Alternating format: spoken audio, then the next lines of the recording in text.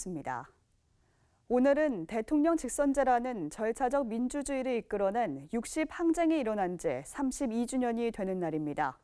독재 정권 시절 정치적으로 탄압받는 이들의 인권을 보호하며 민주화 운동에 나섰던 한국교회는 오늘날 변화된 사회 속에서 어떤 역할을 감당해야 할까요?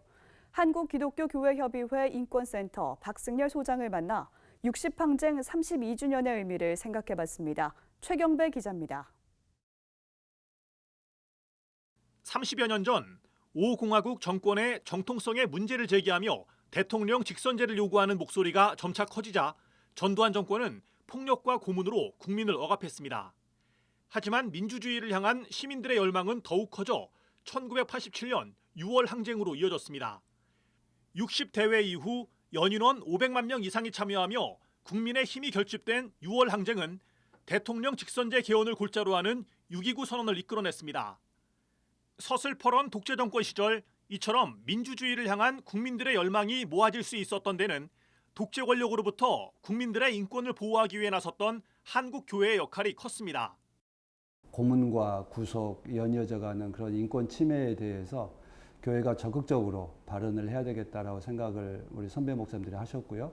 그래서 74년도부터 실제로 학생들과 재야 인사들에게만 맡기지 않고 당신들이 직접 나서서 바람막이 역할을 해주셨고, 특히 유신에 반대하던 인사들에게 가혹한 고문을 행사해 용공인사로 몰아갔던 민청학년 사건을 계기로 시작된 모교기도회는 민주화운동 인사들에게 오아시스와 같은 존재였습니다.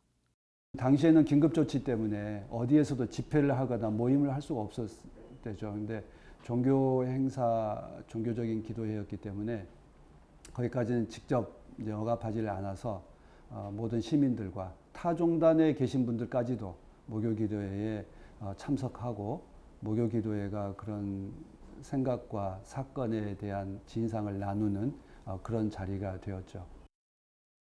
30여 년 전 정치적으로 억압받던 이들의 인권 보호를 위해 힘썼던 한국교회의 노력은 대통령 직선제라는 절차적 민주주의가 정착되는 데 기여했다는 평가입니다.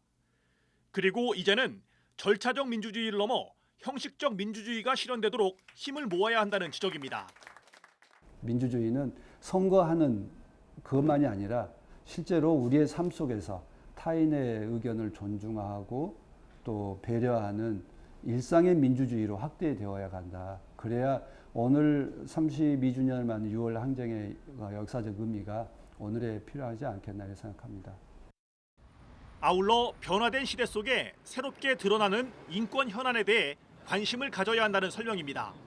시민들의 정당한 노동에 대한 대가를 보장받는 것, 시민들의 정당한 주거권을 보장받는 것, 이런 이제 시민들의 정당한 생존권에 대한 문제를 옹호해주는 일도 인권의 주요한 가치다라고 하는 것입니다. 그리고 최근에는 좀 그런 문제가 사회의 제반 영역에서 차별이 없는 모두가 존중받는 삶에 대한 희구로 나타나고 있습니다. 60 항쟁 32주년을 맞아 신앙의 선배들이 보여준 발자취를 기억하며 오늘날 교회의 역할 또한 고민해봐야겠습니다. CBS 뉴스 최경배입니다.